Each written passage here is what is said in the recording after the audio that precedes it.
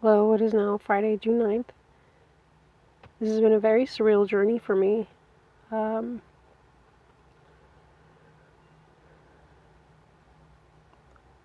I'm going to talk a little bit about gangstalking and, of course, where I'm at spiritually with my faith. I did pull away from the Church of Jesus Christ of Latter-day Saints. I took a trip recently to the Oakland Temple and couldn't find and feel that connection that I felt, which first led me there. Then I came to realize that coming in to LDS was more for me to awaken to more things. And I feel like my life has taken this path where I've just continued to um receive enlightenment. And I come to a point in my life where I want to please the Lord. I want to please my God.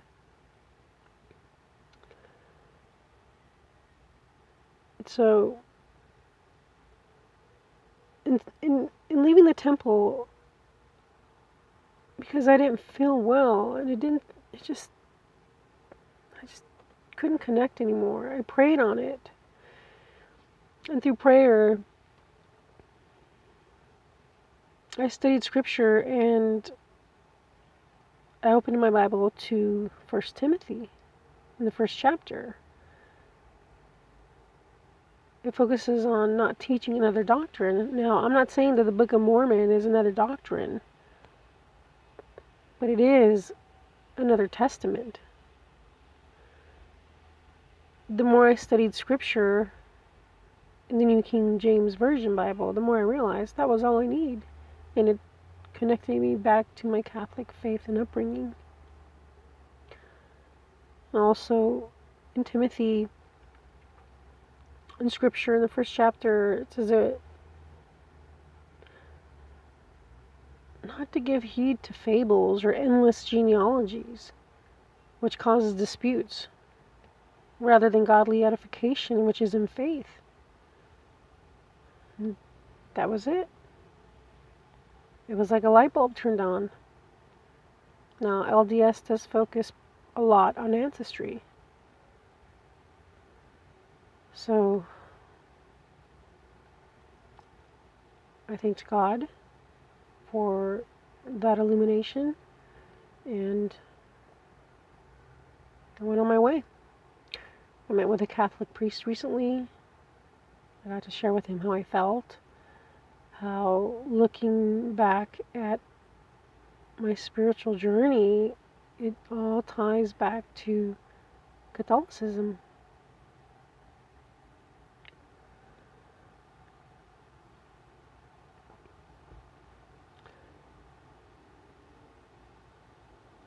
Also, I know that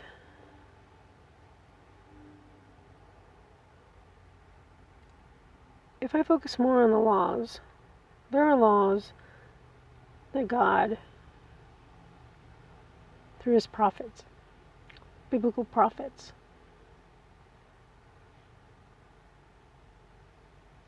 put forth among the people.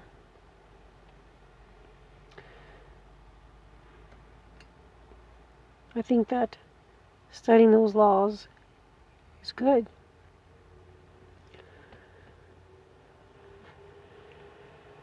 Why have I come into all of this at this point in my life? I don't know. I am 46 years old, and I would love to get it right, to get my life together, to not live in my car with my 2 dogs, to be able to work, to strive, to aim for higher education, to pay my debt. I know that I can do it. I do have my health. I know I can do it. This gangstalking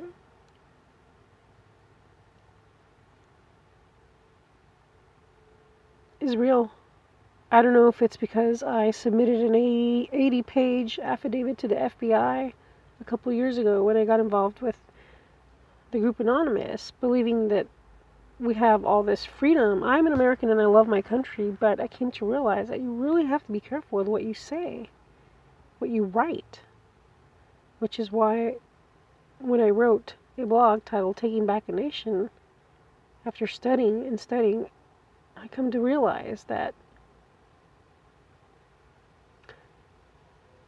that was a blog looking at the laws of Exodus that needed to be retracted. And I did. And I hope that I am forgiven for that.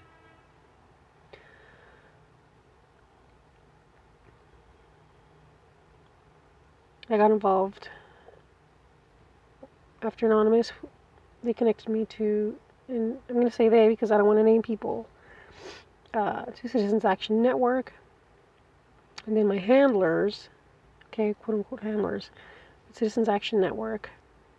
I was sick, I was home, I had a computer, and I started using my talents, my graphic design, to earn money on the side so I can better sustain myself. I was asked to create logos for certain militia groups, and I did.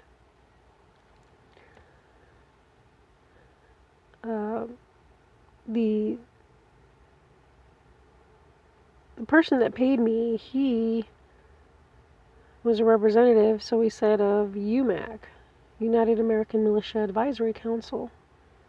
And I did go out to do what he said would be press work. I actually created some press passes, designed press passes, and went out to Nevada, to the Clive and Bundy Ranch, where I met him and his wife, and their son Ryan, and Ammon. And it just felt kind of strange. I kind of felt out of place. I felt like things weren't really what they seemed. No, I'm not speaking about the Bundy family situation. I'm talking about the press work that I was to do. And this, of course, was all included in my 80-page affidavit to the FBI.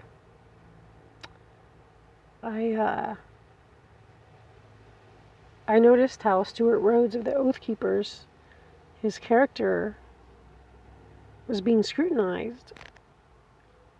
I didn't understand why, so I recorded a conversation with my boss of Citizens Action Network. I'm just going to call him the boss man.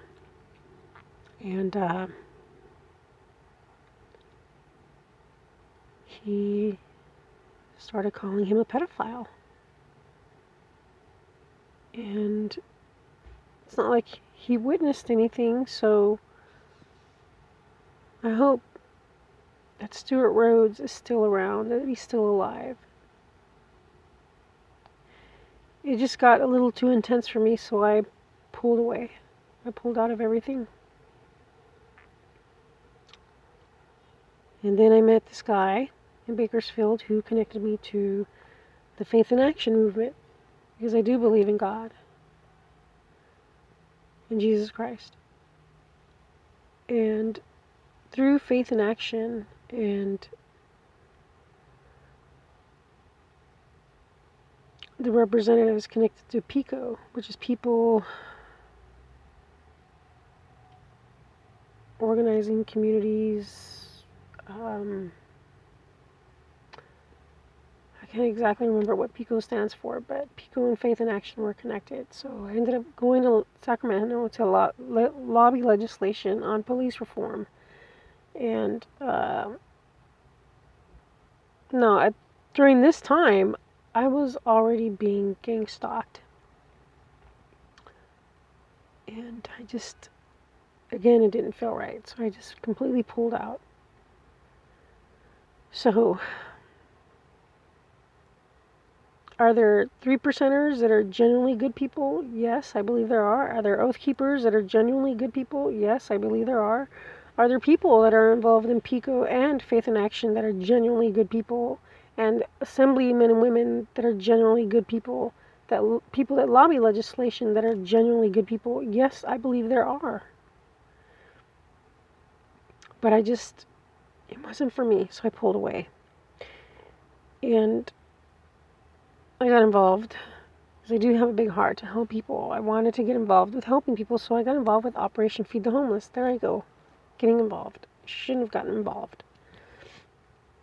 And this was during a time when Florida was trying to pass laws so homeless people wouldn't be fed, because there were programs to feed people.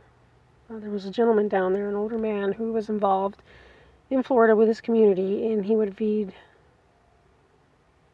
quite a few people, in the hundreds, homeless people. So, and then I started thinking about comments that would be made with, by people throughout the day, throughout the weeks. I'm talking about homeless people that would come by, and maybe they're part of this gang-stalking network, I don't know. But they had mentioned the welfare system was going to be cut off, and then Operation Jade Helm started. It commenced a couple years ago, which is like, to me, I think is like the green light. So I don't know that Jade Helm is a crusader or a covert Holocaust. I don't know that. But they do have a logo with a sword in the middle and 2 arrows. And their motto is master the human domain. Well, how do you master the human domain? You can become homeless. You can infiltrate society. You can track your targets. You would more than likely eliminate. If you can't just cut off the welfare system. You're going to have mass chaos. You're going to have civil war. You eliminate people little by little. You eliminate the poor, the needy, the elderly, and the sick. Which would have been unnecessary had better programs been created, I think. But I don't know that this is all happening. I just do know that I started getting sick in my apartment in Bakersfield. And I was surrounded by a lot of retired military veterans. And I started noticing how vacancies were becoming more and more available. There were empty apartments. Furniture was being taken out, but nobody would ever move out. Where were these people going? Where did they disappear to? It just felt very ominous, so I left.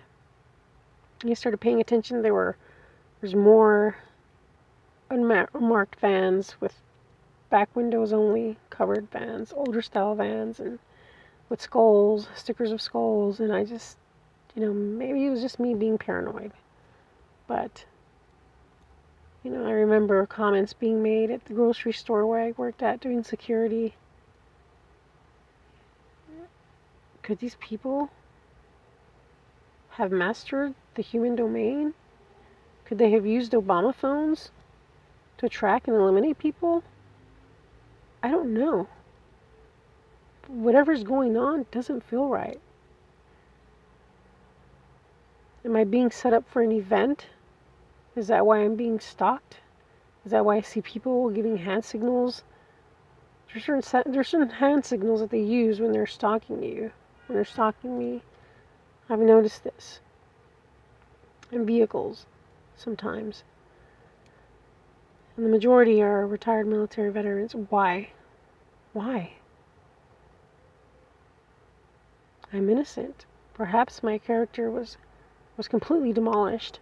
Anyone can copy a picture of yours, especially from Facebook, and use your picture and your name and create accounts God knows where with what. So it's pretty scary. My sister's landlord works for DHS, and she doesn't have a Facebook account. No wonder.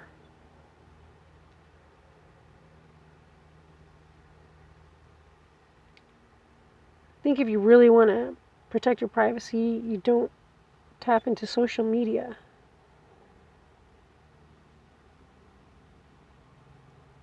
You're becoming an easy target. So anyhow, that's all I have to say. I did start a charity campaign called Surviving American Genocide, because that's how I feel. on GoFundMe. Please read it, share it. I hope that things turn around and get better for me. I don't want to feel like I have to leave my country because I love my country. But I don't feel safe. And I shouldn't live this way. God bless.